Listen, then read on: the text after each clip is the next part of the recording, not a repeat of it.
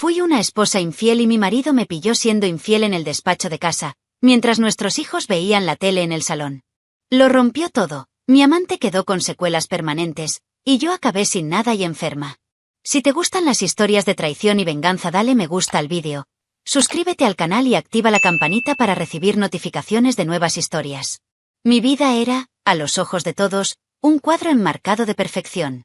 Casada desde hace 10 años con Andrés, un hombre serio, honesto, respetado en el barrio y temido por muchos en su rol de policía federal, constantemente me identificaban como afortunado. A sus 39 años todavía era fuerte, disciplinado y cuidadoso con sus hijos. Teníamos 2 niños pequeños, sanos, inteligentes y educados, que recibían elogios en todas las fiestas familiares. Yo, Mariana, 35 años, licenciada en diseño de interiores y dueña de un sólido portafolio, fui elogiada por mantener la casa impecable, por las cenas que organizaba, por las redes sociales llenas de fotos con filtros suaves y leyendas llenas de corazón. Fue el matrimonio perfecto. Fue. Pero lo que nadie vio fue el silencio. La ausencia. La forma en que me miraba cada vez menos. Andrés siempre estuvo en una misión, en algún rincón del país, cazando criminales, salvando el mundo, pero olvidándose de la mujer que dejó sola entre paredes limpias y ventanas decoradas. Cuando regresó fue como recibir a un invitado. Preguntó por los niños, comió rápido, se duchó y durmió. Nunca me preguntó cómo estaba. Nunca me di cuenta de mi nuevo corte de pelo, ni del cansancio que ocultaba con corrector. Yo era una parte del paisaje, encajaba perfectamente, pero invisible. La maternidad me tragó. Me convertí en la madre de Joaquín y Mateus. Ya nadie decía Mariana. Él tampoco. Yo tampoco. Las noches se hicieron largas, incluso con la casa en silencio. Me acostaba y miraba el techo durante horas, tratando de recordar cuándo fue la última vez que sentí algo en mi pecho que no fuera la rutina. No hubo gritos, ni peleas, ni traición. Había algo peor, el hielo. Un tipo de muerte lenta que borra el brillo de los ojos y convierte los días en repeticiones automáticas. Fue en esta entropía emocional que Diego apareció como un soplo de color. Tenía 33 años, también era diseñador, recién contratado en la empresa para la que yo asesoraba. Tenía esa manera torpe y sensible, propia de un artista, y un talento que me hizo admirarlo de una manera casi maternal, al principio. Empezamos a trabajar juntos en un proyecto de interior para un resort ecológico y él empezó a venir a la oficina de mi casa con bastante frecuencia. Eran reuniones de trabajo. Solo eso. Al principio. Me equivoqué, por supuesto. Me dije a mí mismo que era solo una amistad, un apoyo profesional. Pero Diego me habló con una especie de atención que no había recibido en años. Escuchó mis detalles, elogió mi estilo, se rió de mis chistes secos. Y, más que eso, me miró como si todavía fuera interesante. Empecé a sonreír más. Ponerse lápiz labial sin darme cuenta. Quitarte el pijama sin siquiera salir de casa. Pequeños tocadores que durante años había enterrado bajo pañales, agendas y loncheras. Aún así, dormía todas las noches al lado de Andrés, en silencio. Se giró hacia un lado, roncando, y yo miré hacia la oscuridad, sintiendo una mezcla de culpa y deseo por algo que no podía nombrar. Mis sonrisas en el desayuno regresaron, pero eran sonrisas distraídas, de alguien con el cuerpo ahí, pero su mente ya empezaba a divagar hacia lugares peligrosos. Y fue en este abismo, este vacío donde el amor se enfría y la soledad grita, donde comenzaron a abrirse las primeras grietas. Pequeño. Pero irreversible. La primera vez que Diego me dijo que tenía la mirada más inteligente que jamás había visto, me reí avergonzado. Estábamos probando maderas y telas, debatiendo paletas para una suite presidencial, cuando dejó caer el cumplido a mitad de la frase, como si fuera una verdad antigua. No parecía una canción cantada. Sonó como algo que él realmente vio y me sacudió de una manera que no quería admitir en ese momento. A partir de ese día, visitó la oficina de mi casa con más frecuencia de lo que requería el proyecto. Siempre con alguna justificación, revisar un trazado, cambiar una referencia, tomar un café antes de acudir a otro cliente. Estos cafés se volvieron rutinarios. Al principio duraron 15 minutos. Luego casi una hora. Entre una hoja de cálculo y otra, la conversación descendió hacia películas, libros, experiencias infantiles. Descubrimos que teníamos el mismo gusto por la fotografía analógica y el mismo desprecio por las formalidades en el diseño corporativo. Me miró a los ojos cuando habló. Y de vez en cuando hacía una larga pausa, como si eligiera sus palabras para no asustarme. Fue como ser redescubierto. Como si, por primera vez en años, alguien realmente me viera. Una tarde lluviosa, mientras revisábamos una planta en el sofá de la oficina, nuestras manos se tocaron al mismo tiempo que afuera retumbaba un trueno. Fue un toque rápido, pero cargado de electricidad. Él no apartó la mano. Yo tampoco. Nos quedamos allí, conectados por algo invisible, hasta que dijo en voz baja: «Eres increíble. Y nadie se da cuenta». Eso desgarró algo dentro de mí. Andrés nunca me había dicho eso. Ni cuando nos casamos, ni cuando di a luz a sus 2 hijos, ni cuando pasé las noches armando propuestas para mantener el hogar con dignidad mientras él luchaba contra el crimen. A partir de ese día comencé a prepararme para Diego. Me pintaba los labios antes de la reunión, me cambiaba de ropa después del almuerzo, me arreglaba el pelo aunque sabía que a él no le importaba la perfección. No había ningún plan. No hubo ninguna intención declarada. Fue un lento deslizamiento emocional, como una ladera que se desliza silenciosamente después de años de erosión. Las miradas se alargaron. Los piropos, más íntimos. Los chistes, más atrevidos. La tensión flotaba en el aire como un perfume caro. Y me sentí vivo. Deseado. Visa. El primer toque decidido ocurrió cuando felicitó mi collar. Un simple «¿puedo ver?», lo cual terminó con sus dedos rozando mi clavícula por más tiempo del apropiado. Me quedé helado. Pero no lo rechacé. Al contrario, sonríe. Me perseguía por la noche. Intenté sacármelo de la cabeza. Pero ya era demasiado tarde. Se había cruzado la línea. Empecé a justificarme. No era trampa. Fue solo una falta. Fue solo una reacción humana. Un alivio temporal. La culpa empezó a llegar en oleadas. A veces dolía. Especialmente cuando vi a mis hijos jugando en la alfombra de la sala, o cuando Andrés envió un mensaje preguntando si la alarma estaba encendida. Pero lo único que Diego tenía que hacer era tocarme el brazo, o decir que mi risa era su sonido favorito de la semana, y la culpa se escondía, aplastada por el calor de ese momento. Sabía que estaba jugando con fuego. Pero después de tantos años de frío, el calor era casi irresistible. La tentación, allí en la casa, empezó a consumirme. Y no luché lo suficiente como para resistir. Los mensajes comenzaron como extensiones del horario de oficina. Olvidé enviarte ese PDF. ¿Puedo pasar mañana a las 10 de la mañana? Cosas inofensivas. Pero pronto, las notificaciones nocturnas se volvieron rutinarias. La luz del celular iluminando mi rostro mientras Andrés dormía al otro lado de la cama, ajeno. Diego envió GIFs divertidos, vídeos aleatorios, luego audios con reflexiones del día. Poco a poco empezamos a compartir detalles íntimos. Él hablaba de su ex que lo traicionó y yo de cómo me sentía excluida. La barrera profesional desapareció sin que nos diésemos cuenta. O mejor aún, sin que queramos admitirlo. Las conversaciones se prolongaron hasta las 2 o 3 de la madrugada. Nos reímos en voz baja sobre los mensajes de texto mientras yo amortiguaba el sonido con la almohada. Dijo que pensaba en mí cuando veía ciertas películas, cuando escuchaba ciertas canciones. Comencé a reconocerlo en los detalles de mi día. Cuando estaba preparando el café, me preguntaba si él ya se habría levantado también. Cuando me miré en el espejo, pensé en la forma en que él diría que me veía hermosa. La presencia de Diego se infiltraba en todas mis rutinas. Era como una dulce niebla, una intoxicación emocional de la que no quería curarme. Hubo una tarde en que apareció sin avisar. No había ninguna reunión programada. Estaba de paso, dijo. Mentir. Pero acepté. Hicimos café y nos sentamos en el sofá. No hablamos de trabajo. Me tocó la mano y me preguntó si Andrés me hacía feliz. No respondí.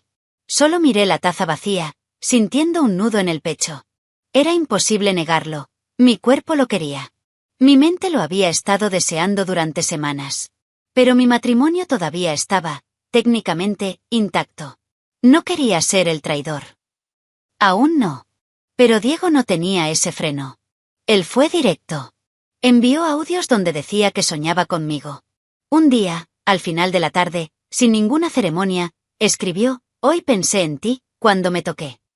Estaba en shock. Temblé. Quería bloquearlo. Pero no lo bloqueé. Fingí que no lo había visto. Luego, horas después, respondí con un emoji de risa. Me sentí rendido, incluso sin admitirlo. Diego empezó a burlarse de mí, a ponerme a prueba, como si supiera que ya había bajado demasiado para volver. Empezamos a concertar citas sin ninguna justificación laboral. Hice citas en el calendario compartido con Andrés. Una entrega al estudio, una reunión con un cliente. Diego aparecía a media tarde, con la sonrisa torcida y los ojos hambrientos. No hicimos nada todavía. Pero el clima era insoportable. El sofá de la oficina se convirtió en escenario de intensos intercambios de miradas, suspiros y manos inquietas. Era como vivir en permanente suspenso sexual. En cualquier momento la presa podría romperse. Era un martes como cualquier otro. El cielo estaba despejado y el calor seco de la tarde entraba por las ventanas abiertas como una advertencia tácita de que algo iba a pasar. Los niños estaban en la sala, sentados en el suelo, con los ojos pegados a algún dibujo animado y las manitas pegajosas de galletas. La criada ya se había ido. La casa estaba en silencio, demasiado pacífica. Andrés, en teoría, estaba fuera, en otra misión en el interior del estado, al menos eso dijo la noche anterior. Llevaba calzas, su blusa vieja, sin maquillaje, el cabello recogido en un moño torcido. Nada en mí decía que algo allí sería extraordinario. Hasta que sonó el timbre. Diego apareció sin avisar, con un rollo de papel craft en una mano y la mirada brillando. «Olvidé esto aquí», dijo, señalando el material con voz ronca y seca. Podría haber dicho que no era un buen momento. Pero yo quería eso. ¿O era necesario? Todavía no lo sé. Simplemente cerré la puerta detrás de él, la cerré sin pensar y caminé hacia la oficina como alguien que acepta su propio destino. A partir de ahí ya no éramos Mariana y Diego. Éramos dos cuerpos, dos vacíos que se alimentaban de su propia falta. Lo que vino después no fue un impulso. Fue una elección. Doloroso. Consciente. Irreversible. Dejó caer el rodillo al suelo y se acercó lentamente, con los ojos fijos en los míos. Estaba temblando. Quizás por miedo, quizás por deseo. Diego no dijo nada. Simplemente me tocó.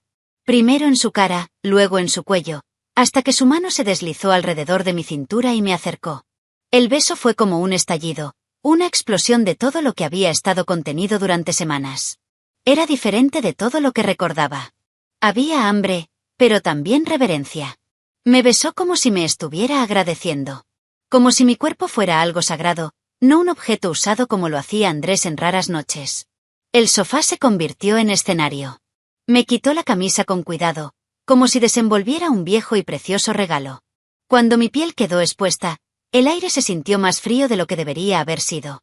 O tal vez fue el contraste de calor entre nosotros. Diego se arrodilló frente a mí, besó mi vientre, mis senos, mis caderas. Me sentí adorada. Me miró con ojos llorosos, como si esa entrega fuera mayor que el sexo mismo. Y en ese momento dejé de pensar. Dejé de calcular. Me dejé llevar. Le arranqué la camisa, temblando de ansiedad. Olía a madera, a sudor y a perfume barato. Cuando me penetró, me quedé sin aliento. Fue lento, profundo, con gemidos contenidos y respiración acelerada. Cada movimiento era como si escribiéramos una carta con nuestro cuerpo. Le mordí el hombro para no gritar. Pasó sus dedos por mi cara y dijo finalmente. La televisión infantil sonaba de fondo y podía escuchar música de dibujos animados mientras tenía relaciones sexuales con otro hombre en el sofá de mi oficina, a solo unos metros de mis hijos. Ninguno de nosotros pensó en la protección. Fue irracional. Era solo deseo, crudo, expuesto, sudoroso. Mis caderas chocaron contra las suyas en un ritmo casi coreografiado. El sonido de nuestra piel chocando fue amortiguado por la alfombra y el sonido del ventilador girando. Cuando susurró que soñaba con este momento todas las noches, mi orgasmo llegó como una fuerte ola. Estaba temblando, lloraba sin darme cuenta. Fue una mezcla de éxtasis y culpa, una catarsis de todo lo que había reprimido en los últimos años. Pero no duró mucho. Fue entonces cuando escuché el clic de la puerta. Casi imperceptible. Diego se detuvo. Se volvió rígido. Yo, todavía con él dentro de mí, miré hacia el pasillo. Y el mundo se derrumbó. Andrés estaba allí. De pie. De uniforme de cintura para abajo, con la camisa abierta y los ojos fijos en nosotros. Propiedad. Parece alguien presenciando una ejecución. Y en cierto modo, realmente lo fue. Nuestro. Su. La de toda la familia. El silencio fue más aterrador que cualquier grito. Diego intentó alejarse de mí, pero resbaló y tropezó con sus propias rodillas. Estaba desnuda, con las piernas abiertas, todavía temblando por el orgasmo que acababa de sentir. Andrés no dijo una palabra. Avanzó. El primer puñetazo fue directo al rostro de Diego, quien cayó de costado rompiéndose un diente contra el suelo. Grité. Intenté levantarme. Pero me empujó con tanta fuerza que me golpeé la espalda contra el estante. En realidad no me atacó, pero me empujó como diciendo, «Aléjate». Los niños lloraban en la habitación. Escuché sus gritos llamándome. Pero no podía moverme. El resto fue brutal. Andrés golpeaba a Diego con los puños cerrados, con el rostro agrietado por el odio y los ojos muertos. Diego no tuvo oportunidad de reaccionar. Sus ojos se pusieron en blanco. Intentó decir mi nombre, pero solo salió un susurro y luego cayó inconsciente. Andrés se detuvo por un momento. Sacó su teléfono celular. Empezó a grabar. Me filmó tirada en el suelo, desnuda y con la cara en shock. Filmó a Diego inconsciente, desnudo, casi irreconocible. Luego salió de la habitación en silencio. Todavía lo llamé, llorando, suplicando. Él no respondió. Simplemente cerró la puerta de la casa. Y de ahí en adelante, lo único que vino, fue el castigo. El hospital parecía más un escenario de guerra que una sala de urgencias. Diego quedó inconsciente, con el rostro deformado, la mandíbula rota, 3 costillas fracturadas y una hemorragia interna. Más tarde, los médicos me dijeron que en el camino había tenido un paro cardíaco. Pasó días en la UCI. Cuando despertó, estaba irreconocible, tanto físicamente como a sus ojos. Y fue allí, en esa cama de hospital, donde llegó la noticia definitiva. Diego nunca volvería a caminar. El impacto de los golpes destruyó parte de su médula espinal. Parapléjico. Su vida estuvo dividida entre antes y después de mí. Intenté hablar con Andrés. Llamé más de 20 veces. Envié audios pidiendo perdón. Nada. No me bloqueó, pero tampoco respondió. Era como si ya no existiera. El día después del ataque, 2 policías llamaron a mi puerta. Yo todavía estaba en la casa. Andrés había desaparecido con los niños. Los agentes me citaron. Había solicitado medida de protección contra mí, acusándome de adulterio, exposición de niños a riesgo moral y perversidad.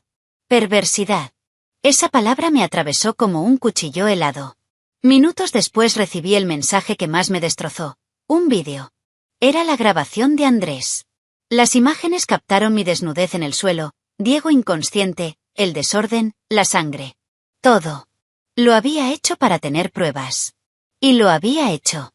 Con frialdad quirúrgica, envió el expediente a mi madre, a mi padre y, peor aún, al abogado de la familia, junto con el siguiente mensaje: «Ahora ella es tu problema».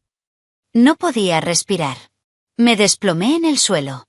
La vergüenza era un monstruo que se aferraba a mi cuerpo, asfixiándome sin piedad. Al poco tiempo apareció Andrés. Pero él no me habló. Simplemente entró a la casa con un guardia de seguridad privado y dijo mirando al suelo: «Tienes 10 minutos. Una mochila. Y nunca vuelvas aquí». Intenté suplicarle, abrazarlo, tocarle el brazo. Se alejó como si yo fuera una plaga. Llevé ropa, documentos, un cepillo de dientes. Solo. No se me permitió nada más. ¿Los niños? No me dejó despedirme. Dijo que estaban durmiendo. Pero sabía que era mentira. Y, en el fondo, tal vez sería mejor así. No quería que me vieran así. 2 días después recibí una notificación oficial. Andrés había solicitado la custodia unilateral de nuestros hijos y había presentado una demanda en mi contra. Basándose en las imágenes, afirmó que yo representaba un riesgo emocional para los niños.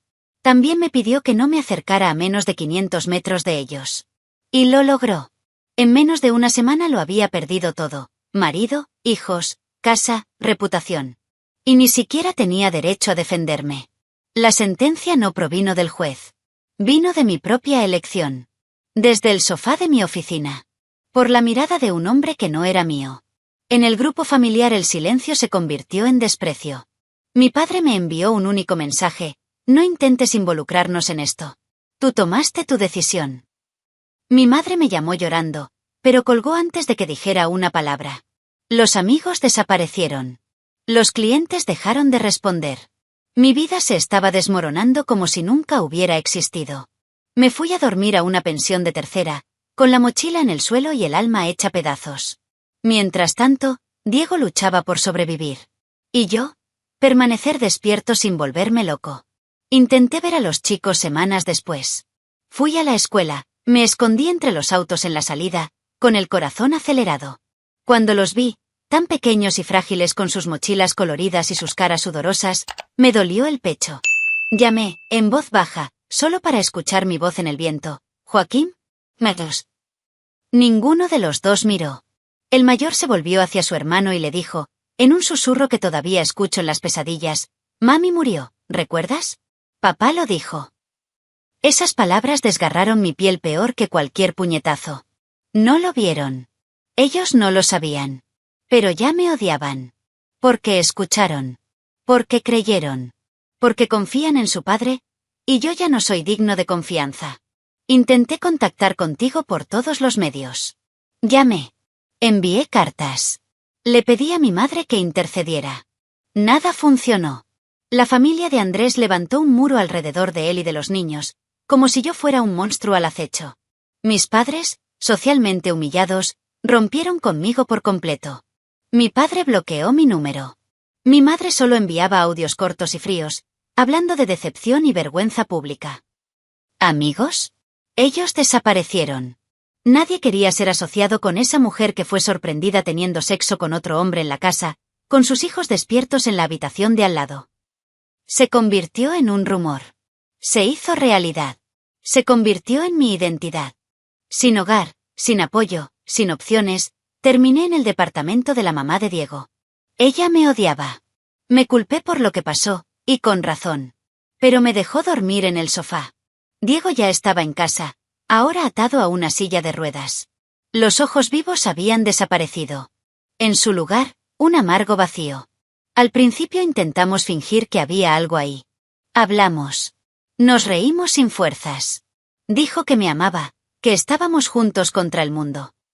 Pero solo hicieron falta 2 semanas para que todo se desmoronara.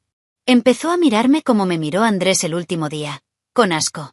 Llegaron las acusaciones. Tú me destruiste. Mi vida terminó por tu culpa. Tú eres la perra que tiró todo a la basura por ego. Intenté cuidarlo, pero cada gesto era recibido con sarcasmo o indiferencia. Cuando intenté explicármelo, gritó. Tocó puertas. Una vez me arrojó el control remoto y me llamó cáncer andante. No me defendí. Solo escuché. Cargué esa culpa como si fuera mi carne. Y tal vez lo fue. Quizás se merecía todo eso. La violencia verbal se volvió rutinaria. Lo que era un refugio se convirtió en prisión. Y un amanecer silencioso, desperté y lo encontré en el baño, con una navaja apoyada en la pierna, diciendo que iba a acabar con todo. Grité, sostuve, lloré, supliqué. No se cortó las venas. Pero el silencio después de ese día fue aún peor. Dejó de hablarme por completo. Empezó a actuar como si yo no estuviera allí. Un cuerpo más en el pasillo. Una presencia inútil. Fue allí donde me di cuenta.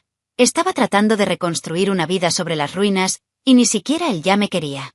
Un domingo nublado. Empaqué mi poca ropa en una bolsa de plástico y salí. No miré atrás. No dejé una nota.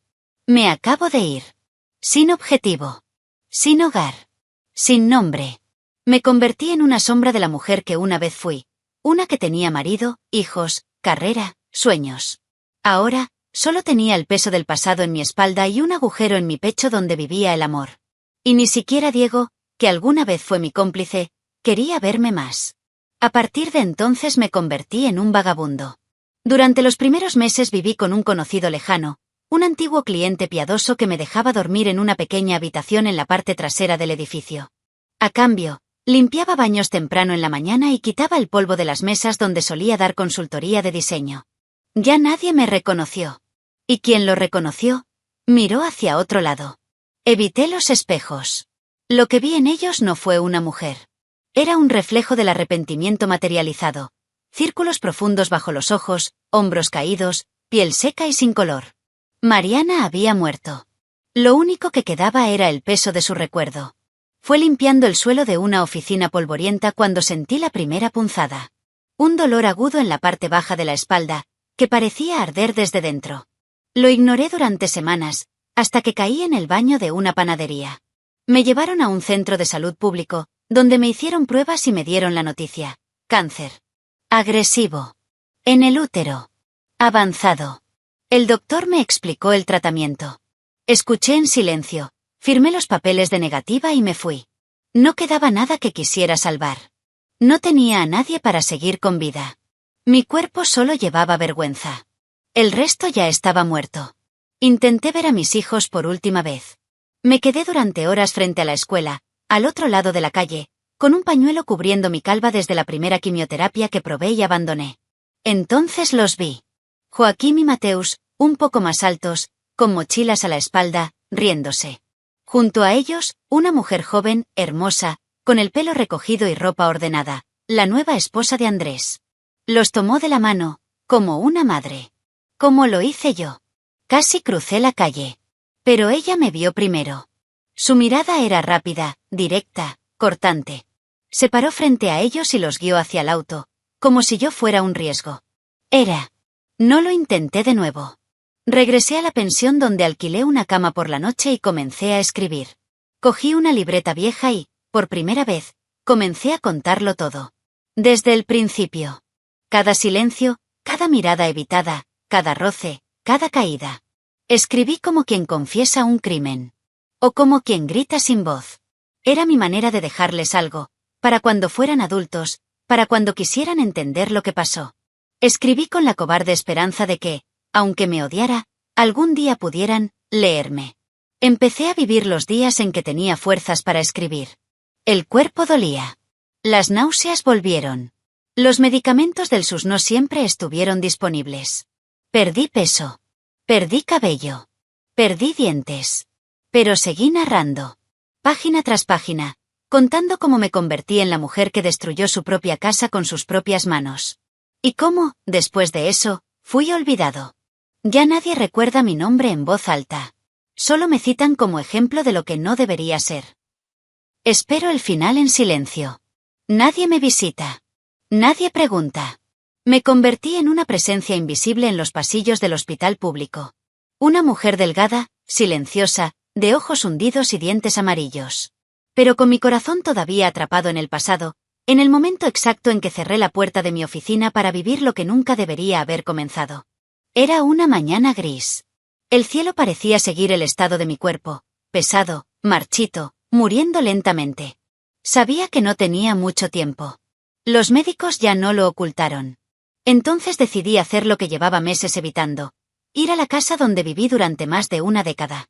Tomé un autobús, me bajé 3 paradas antes para que no me vieran y caminé. Llegué temblando, con un pañuelo en la cabeza y ropa holgada que ocultaba mis huesos. La puerta era la misma. La fachada era más bonita. Alguien la cuidó mejor que yo últimamente. Respiré hondo y toqué el timbre. Me tomó unos segundos darme cuenta de que me habían visto en cámara. La puerta se abrió lentamente. Y ahí estaba él. Andrés. Un poco más gris, la misma mirada dura. Él permaneció en silencio. Me miró fijamente durante exactamente 5 segundos. Una mirada seca y despiadada. Sin siquiera un destello de memoria. Solo, desprecio. Estaba temblando, mis ojos estaban llenos de lágrimas. No dije nada. Solo miré hacia atrás. Respiró hondo, levantó el brazo y, sin pronunciar una sola palabra, cerró la puerta. En mi cara. El dolor era seco. Violento. Me quedé allí, solo en la acera, tratando de no caerme. Cuando volví a mirar, vi a través de una rendija a los niños corriendo por la casa. Ya no hay tantos chicos. Eran más grandes. Ellos se rieron. Y ni siquiera miraron en mi dirección. Era como si mi imagen hubiera sido borrada de sus recuerdos. Como si nunca hubiera existido. O peor, como si fuera solo una historia vergonzosa contada en secreto. Salí arrastrando los pies. No lloré. No hubo más lágrimas. Solo una fría sensación de que el mundo me había olvidado y que tal vez me lo merecía. En el camino de regreso pasé por la casa de mi antiguo vecino. Doña Inés, una señora mayor que aún me recordaba con un mínimo de respeto. Le entregué un sobre. Dentro, el cuaderno con todas mis confesiones. Pedí que un día, cuando los niños fueran adultos, se lo daría. Si todavía me recuerdas, y si todavía quieren saber quién fui. Ella lo tomó con cuidado, sin decir mucho. Él simplemente asintió. Y eso fue suficiente. Fue todo lo que pude dejar atrás, la versión cruda de quién era, escrita a mano por alguien que lo perdió todo tratando de sentir algo más que el vacío. De vuelta en el hospital, las paredes olían a orina, a desinfectante caducado y a muerte. Un grupo de enfermeras hablaba cerca de mi camilla, pensando que estaba dormido. Es esa mujer que engañó a su marido con su amigo, ¿no? La echaron de casa, lo perdió todo. Dicen que sus hijos hasta creen que ella murió. Ellos se rieron. Y siguieron el cambio. No sabían que lo escuché. O tal vez lo sabían y no les importaba. Ya no era gente. Yo era una advertencia. Un ejemplo a no seguir. Un nombre que se convirtió en una broma silenciosa en los pasillos de un hospital público. Hoy entiendo que nadie me recordará como madre. Ni siquiera como esposa. Ni siquiera como profesional. Como la mujer que hizo trampa en su propia casa. Eso destruyó a la familia por un instante de placer. No hay vuelta atrás. No hay redención pública. Y tal vez, incluso si lo hubiera, ya he superado el punto de salvarme. Pero todavía respiro. Y mientras respiro, llevo cada mirada de desprecio como una cruz. Solo.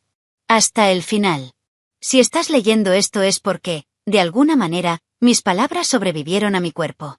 Escribo desde la cama de un hospital público, donde la sábana rota me corta la piel más que el dolor del cáncer. Hay manchas en el techo y cucarachas que trepan por las paredes por las noches.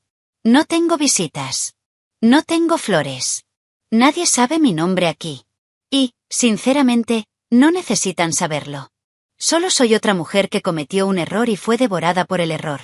Pero a diferencia de lo que dicen, no culpo a nadie más que a mí mismo. No quiero lástima. Lo que hice no tiene justificación. No fui atrapada, ni abusada, ni forzada. Yo estaba infeliz. Solitario. Y cedí a la vanidad de que me miraran con deseo. Pensé que merecía eso. Y tal vez incluso merecía un poco de cariño. Sí. Pero no así. No así. Por ningún placer del mundo vale la pena perder el derecho a escuchar a tus hijos llamarte madre. Ningún sexo, ningún contacto físico, ninguna fantasía vale el precio de destruir a una familia entera. A veces me pregunto cómo habría sido mi vida si hubiera elegido hablar con Andrés, pedirle ayuda, gritar pidiendo ayuda emocional antes de ceder a lo que parecía un atajo hacia la felicidad. Pero yo no elegí eso. Elegí escapar. Elegí la adrenalina. Elegí la mirada de otro hombre mientras los ojos de mi marido estaban demasiado cansados para verme.